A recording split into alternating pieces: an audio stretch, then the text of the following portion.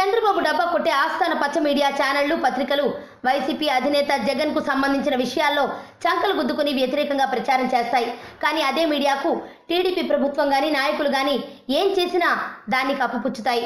అక్కడ విశాఖపట్నంలో ఏకంగా 235 గ్రామాలకు సంబంధించిన రికార్డులు గల్లంతైనా దాదాపు 3 లక్షల కోట్ల విలువైన భూములను ఒక మంత్రితో పాటు పలువురు ఎమ్మెల్యేలు కలిసి కబ్జా చేశారని మిత్రపక్షం బీజేపీ ఆరోపిస్తున్నా సరే జాతి మీడియాకు అవి కనిపించవు. ఇక అసలు విషయానికి వస్తే 1200 కోట్లతో నిర్మించిన ఏపీ అసెంబ్లీలోకి జగన్ ఛాంబర్లోకి నేరుగా వర్షపు నీరు వచ్చిన ఎపిసోడ్లో పచ్చ మీడియా పైత్యం మరోసారి బయటపడింది. మంగళవారం సాయంత్రం కురిసిన వర్షానికి జగన్ ఛాంబర్లోకి నీరు చొరబడింది. సచివాలయం వద్ద ఒక గోడ కూలిపోయింది.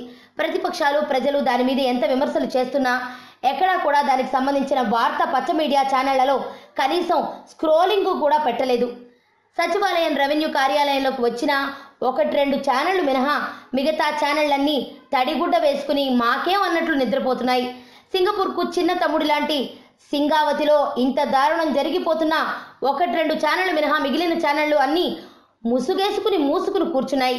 కొన్ని ఛానళ్లు అయితే కనీసం స్క్రోలింగ్ కూడా ఇవ్వలేదు. మరుసటి రోజు ఆ 2 పత్రికల్లో అసెంబ్లీలో లీకేజీపై చిన్న వార్త కూడా రాలేదు.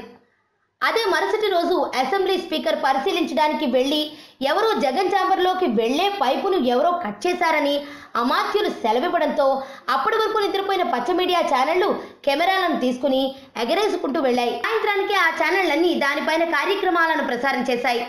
గన్ ఛాంబర్లోకి నీరు రావడం వెనుక వైసీపీ కుట్ర ఉందన్న అభిప్రాయం కలిగేలా కథనాలు వేయడంతో పాటు చర్చ కార్యక్రమాలకు వచ్చిన వారి నుంచి కూడా బలవంతంగా అదే అభిప్రాయాన్ని పిండుకునేందుకు పాకులాడాయి.